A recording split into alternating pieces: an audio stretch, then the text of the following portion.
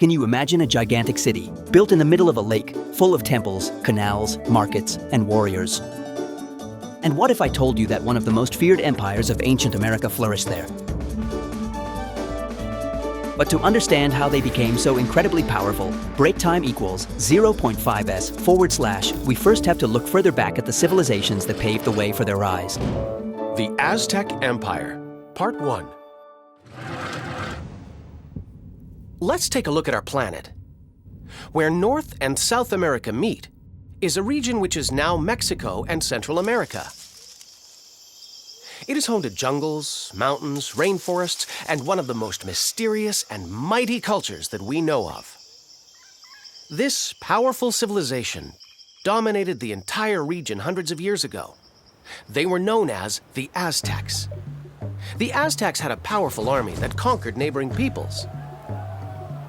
And in just a couple of centuries, they ruled over Mesoamerica. But let's go back to the beginning of the story, to a time when earlier civilizations lived in this part of the world, leaving us magnificent temples and art. First came the Olmecs and the Zapotecs. And from a branch of this culture emerged a majestic civilization called Teotihuacan. But then something began to happen. These great civilizations, who were so powerful, began to disappear from the region.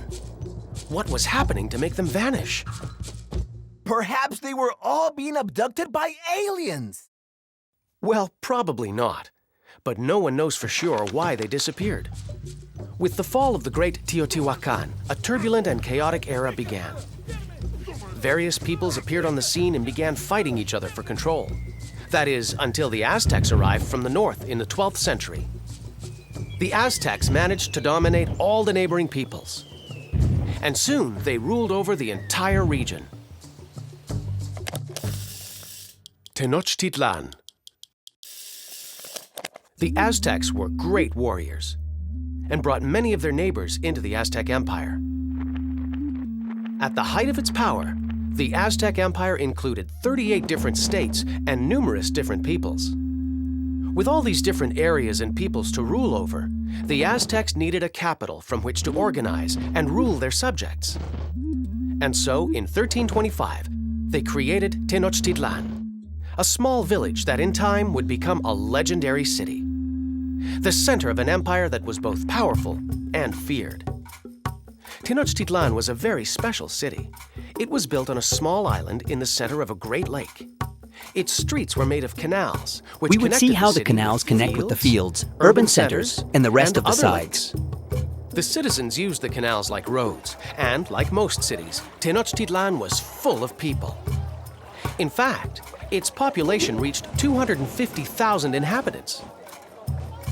If you looked closely toward the horizon, you'd be able to see the mountains surrounding the city.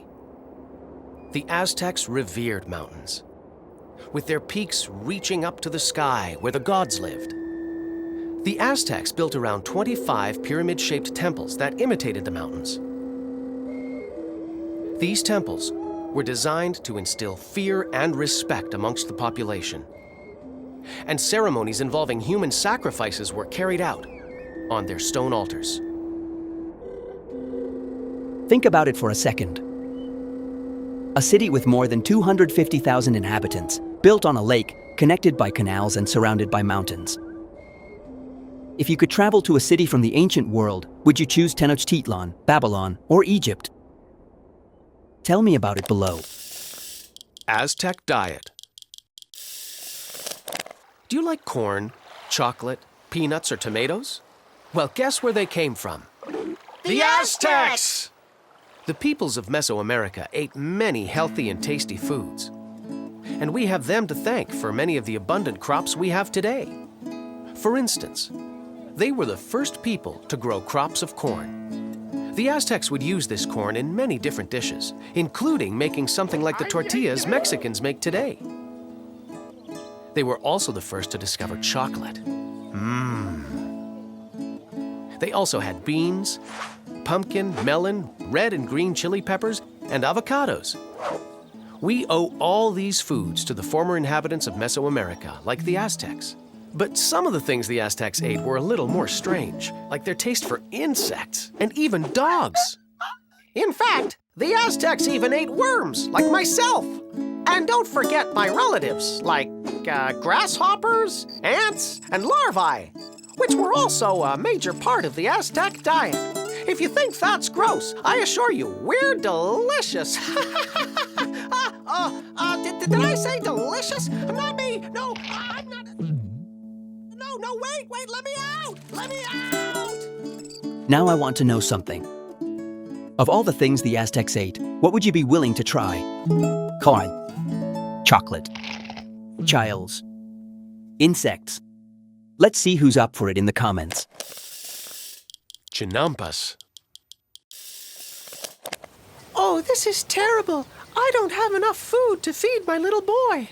I'm still hungry, Mommy. The Aztecs' growing empire meant that it started to become difficult to grow enough food for everyone to eat. The problem was that there wasn't enough land for growing crops. A food shortage that lasted a long time hit the Aztecs in the year 1265.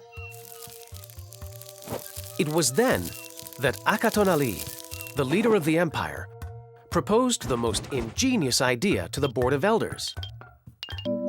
His idea was to put stakes into the lake to build artificial islands, creating land for growing crops. These artificial islands were called chinampas, and they helped to convert large swampy areas into fertile land. Their structure also included an irrigation network, and for fertilizer they used human excrement. These chinampas worked so well that a family could farm twice the amount of food they needed for themselves. And the extra food could then be used to feed the empire.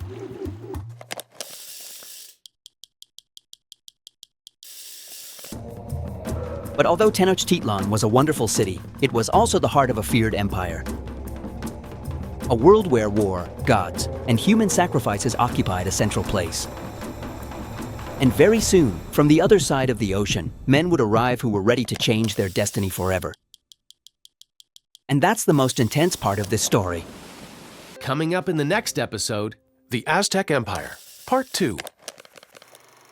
The Aztecs believed that one day the world would end violently, and that all people would die in a dramatic manner. They had to make constant sacrifices to the gods to postpone this tragic end. And so, to maintain the order of the world and have good harvests, the priests had to sacrifice many animals, and sometimes even people. The priests would offer the hearts of the victims to the gods, and dying in these ceremonies was generally thought to be a great honor.